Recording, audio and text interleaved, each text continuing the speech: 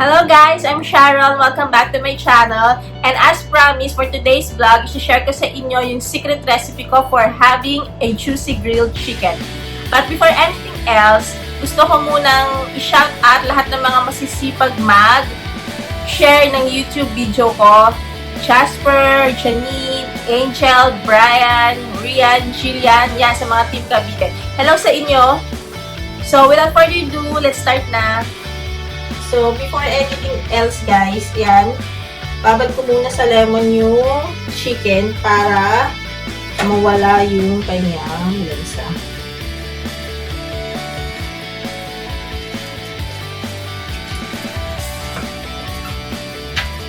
Tapos ko lang siya dyan.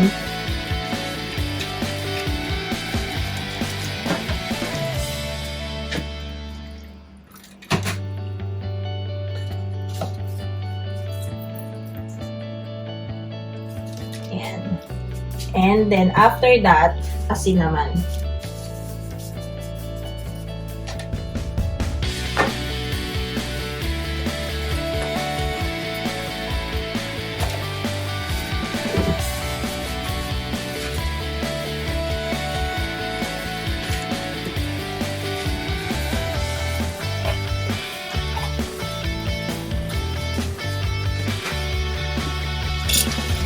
So, after kong mapigaan ng lemon and asin guys, sugasan ko lang yung manok.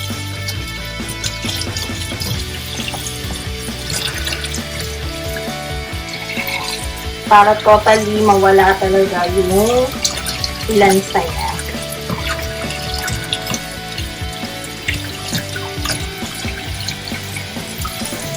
Guys, nalinis ko na yung chicken. Ipapakita ko lang sa inyo yung mga spices na ginagamit ko para maging super malasa siya at mabango.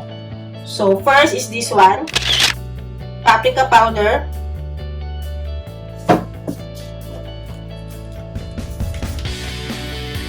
Garlic powder. White pepper. Thyme. 7 spices. Turmeric powder, extra virgin oil, salt, black pepper, and I'll also be needing salt, onion, garlic,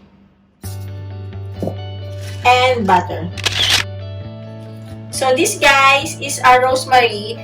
It will not affect yung lasa ng chicken, pero pampabango siya. So, ayan guys, nalinis ko na yung chicken. First thing I will put is this extra virgin oil para kumapit yung spices.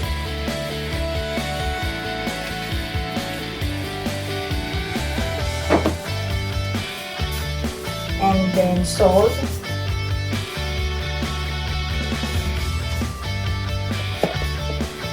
This one, the black pepper.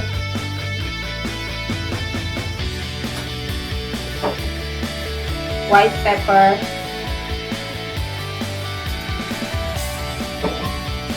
Some garlic powder.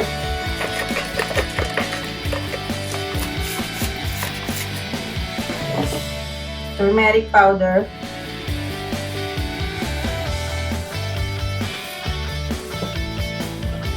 Thyme.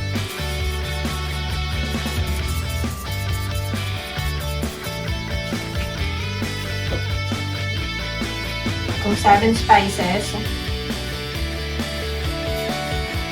and paprika powder. So, nilagay ko na lahat ng mga spices, guys. Spread ko na lang siya.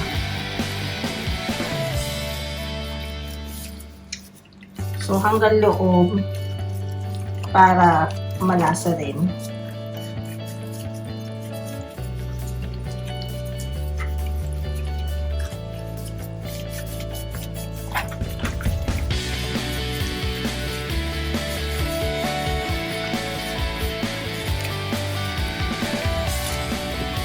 Ayan. So, under dito sa skin ng chicken, I will put yung butter.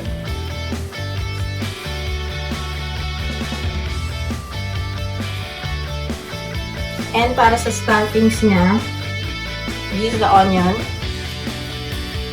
and garlic.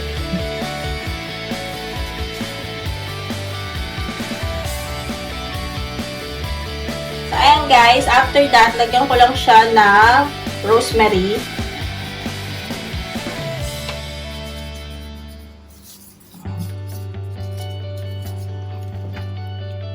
So, set ko lang guys yung oven ko to 230 degrees.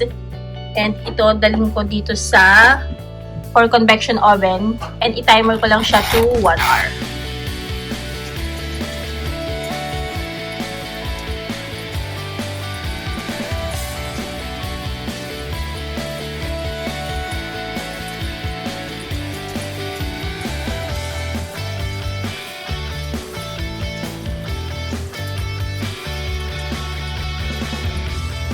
So, this is the final product, guys. Mangan tayo.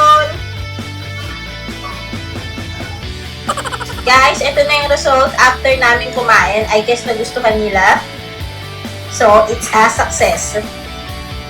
So, yun guys. As you can see, simut sarap yung grilled chicken ko. So, it's a success. So, if you enjoy watching this video, please don't forget to click the subscribe button. I will be sharing more recipes sa mga future video ko. Thank you for watching guys and see you on my next video. Bye!